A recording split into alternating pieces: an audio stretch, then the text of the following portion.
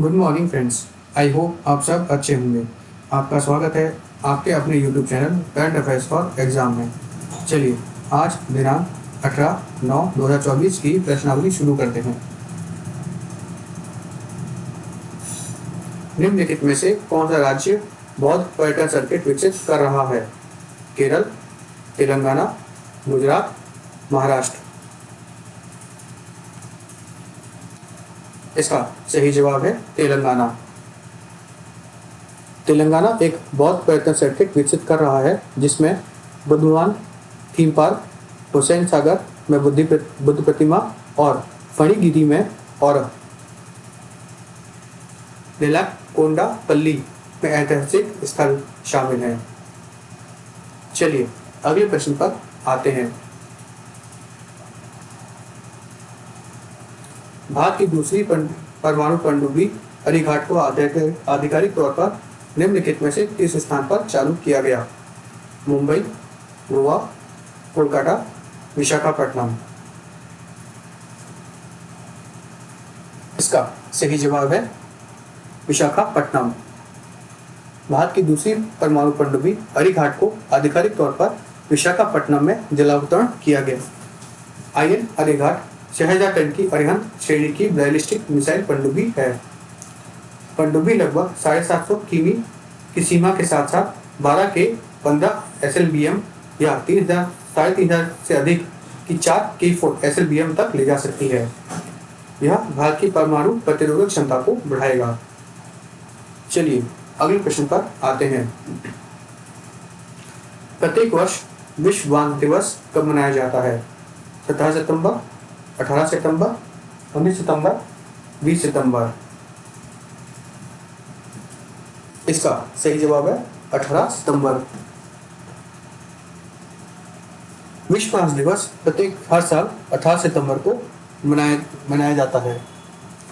बांसों के कई लाभों के बारे में जागरूकता बढ़ाने के लिए विश्व बांस दिवस मनाया जाता है। विश्व बांस संगठन ने 2009 में विश्व बांस दिवस की स्थापना की थी। विश्व बांस दिवस की स्थापना 2005 में सुजेन लॉकास और डेविड नाइट्स द्वारा की गई थी। बांस तेजी से बढ़ता है और उसके लिए न्यूनतम पानी और कीटनाशकों की आवश्यकता होती है। बांस की कटाई पौधे की जड़ प्रणाली को नुकसान पहुंचाए बिना की जा सकती है। चलिए अगले प्रश्न पर आते हैं। निम्नलिखित में से किस कंपनी को वर्ष 2023 के प्रतिष्ठित बिजू पटनायक खेल पुरस्कार से सम्मानित किया गया है? नाल्को, BHEL, NTPC, गेल। इसका सही जवाब है NALCO. National aluminium company limited को वर्ष 2023 के प्रतिष्ठित बिजू पटनायक खेल पुरस्कार से सम्मानित किया गया है। खेल कूद को बढ़ावा देने में सर्वश्रेष्ठ योगदान के लिए नेशनल एल्यूमिनियम कंपनी लिमिटेड को पुरस्कार से सम्मानित किया गया है। चलिए अगले प्रश्न पर आते हैं।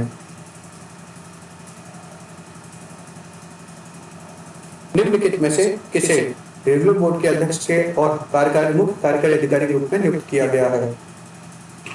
जया वर्मा सिन्हा, सुनीता शर्मा, सतीश कुमार, सुप्रिया सिंह। इसका सही जवाब है सतीश कुमार। सतीश कुमार को रेलवे बोर्ड के अध्यक्ष और मुख्य कार्यकारी अधिकारी के रूप में नियुक्त किया गया है। चलिए अगले प्रश्न पर आते हैं। हाल ही में निम्नलिखित में से किस देश में 24वां अंतर्राष्ट्रीय मदर टेरेसा पुरस्कार समारोह आयोजित किया गया है? रूस, संयुक्त अरब अमीरात, फ्रांस, UK। इसका सही जवाब है संयुक्त अरब अमीरात। 24वां अंतर्राष्ट्रीय मदर टेरेसा पुरस्कार समारोह हाल ही में संयुक्त अरब अमीरात में आयोजित किया गया। चलिए अगले प्रश्न पर आते हैं। हाल ही में निम्नलिखित में से किस राज्य के प्राकृतिक आपदाओं के बीच केरल त्रिपुरा को 40 करोड़ रुपए की सहायता देने का वादा किया है? मध्य प्रदेश, गुजरात, तमिलनाडु, आंध्र प्रदेश।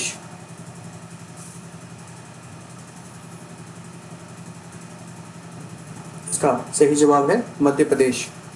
प्राकृतिक आपदाओं के बीच मध्य प्रदेश ने केरल ठेकेदारों को 40 करोड़ रुपए की सहायता देने का वादा हाल ही में किया है। चलिए अगले प्रश्न पर आते हैं।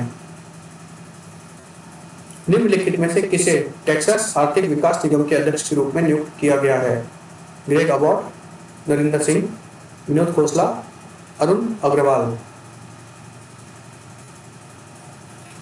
इसका सही जवाब है अरुण अग्रवाल। अरुण अग्रवाल को टेक्सास आर्थिक विकास निगम के अध्यक्ष के रूप में हाल ही में नियुक्त किया गया है। चलिए अगले प्रश्न पर आते हैं। निम्नलिखित में से कौन सा शहर टाइम ग्लोबल सिटीज इंडेक्स में शीर्ष पर है? Dubai, Shanghai, Manila, Mumbai. इसका सही जवाब है Manila. Manila time global cities index में शीर्ष पर है। टाइम ग्लोबल सिटीज इंडेक्स में मुंबई चौथे स्थान पर है। चलिए अगले प्रश्न पर आते हैं। निम्नलिखित में से किस देश के साथ विस्तारा का विलय होगा? किस फ्लाइट के साथ विस्तारा का विलय होगा? SpiceJet, Go First, Air India Express, Air India. इसका सही जवाब है एयर इंडिया। विस्तारा का विलय एयर इंडिया के साथ होगा। फ्रेंड्स, आज का सेशन यहीं समाप्त होता है। आपको हमारा सेशन कैसा लगा कमेंट करके बताइएगा तथा लाइक एवं सब्सक्राइब अवश्य कीजिएगा। धन्यवाद।